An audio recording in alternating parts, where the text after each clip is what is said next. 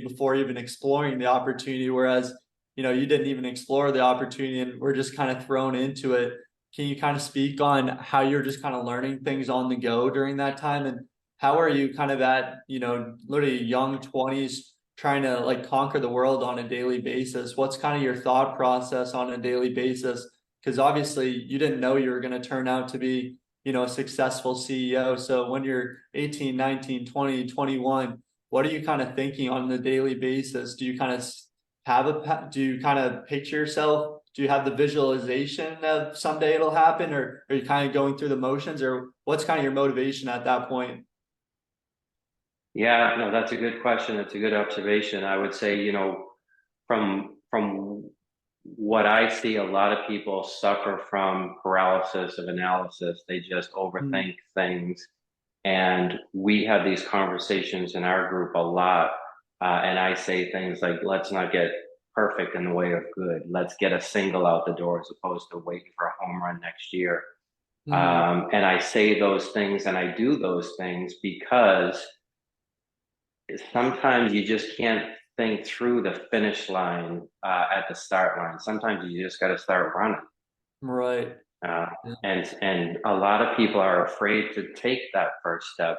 They're afraid to jump out of corporate America. They're afraid to walk away from the safety zone.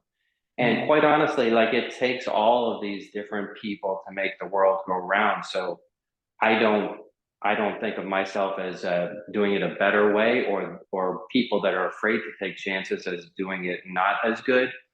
Mm. But for me, I when I think that I see an opportunity, I am not afraid to jump into it, even if I don't have the finish line figured out. And at this point, maybe different than 18. At 18, I guess the answer was I was just too young and foolish to know the pitfalls. And so fast forward today, I'm still jumping into new opportunities, but now I'm just very comfortable in my skin. And as a entrepreneur, I think one of the nice things that you get to sort of have as part of that skill set is I feel like you could drop me or any entrepreneur out of a helicopter anywhere in the country and say, hey, go figure it out. And Mm. you could. And that's a nice, comforting Yeah. skill set to have. That's super fascinating. I was actually just watching this like YouTube documentary on Grant Cardone, who's like the number one real estate guy, just a master marketer. When you think about realtors, real estate, they're a dime a dozen, but everyone knows Grant Cardone. And they did this experiment where they basically like the undercover boss kind of, but on a YouTube setup. So more kind of like in explicit language and kind of more off script.